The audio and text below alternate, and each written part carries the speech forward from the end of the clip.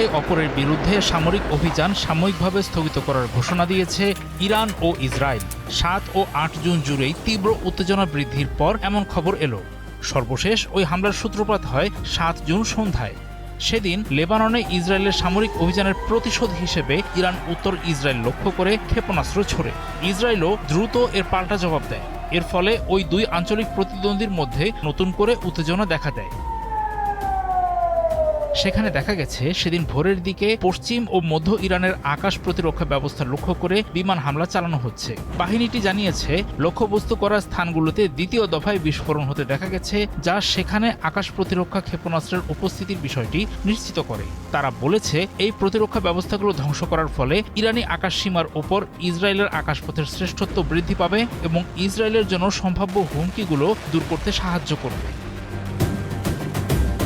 ইরানের ইসলামিক বিপ্লবী রক্ষী বাহিনী ৭ জুন এক বিবৃতিতে জানিয়েছে, দক্ষিণ লেবাননে ইসরায়েলের ব্যাপক আগ্রাসনের জবাবে তারা উত্তর ইসরায়েলের রামাত ডেভিড বিমান ঘাঁটিতে ব্যালিস্টিক ক্ষেপণাস্ত্র ছুড়েছে। বাহিনীটি ৮ জুন তারিখেও তাদের হামলা অব্যাহত রাখে।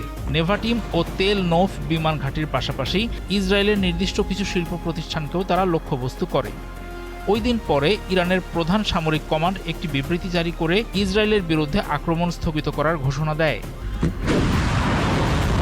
বিবৃতিতে বলা হয়েছে, লেবাননে ইসরায়েলি সামরিক অভিযানের একটি বেদনাদায়ক জবাব দিয়েছে ইরান। তারা ইসরায়েলকে এর থেকে শিক্ষা নেওয়ার আহ্বান জানিয়েছে। তবে এতে সতর্ক করে বলা হয়েছে, যদি দক্ষিণ লেবানন এবং অন্যান্য স্থানে ইসরায়েলের আগ্রাসন ও বিদ্বেষপূর্ণ কর্মকাণ্ড অব্যাহত থাকে, তবে তা আরও অনেক বেশি গুরুতর ও বিধ্বংসী প্রতিক্রিয়া সৃষ্টি করবে। একই দিনে ইসরায়েলি চ্যানেল কেশেত 12 একজন ঊর্ধ্বতন কর্মকর্তার বরাত দিয়ে জানিয়েছে, মার্কিন প্রেসিডেন্ট ডোনাল্ড ট্রাম্পের অনুরোধে ইসরায়েল ইরানের ওপর তাদের হামলা স্থগিত করেছে। ওই কর্মকর্তা বলেন, ইসরায়েলি সামরিক বাহিনী আগামী দিনগুলোতে দক্ষিণ লেবাননে আরও তীব্র অভিযান চালিয়ে যাবে।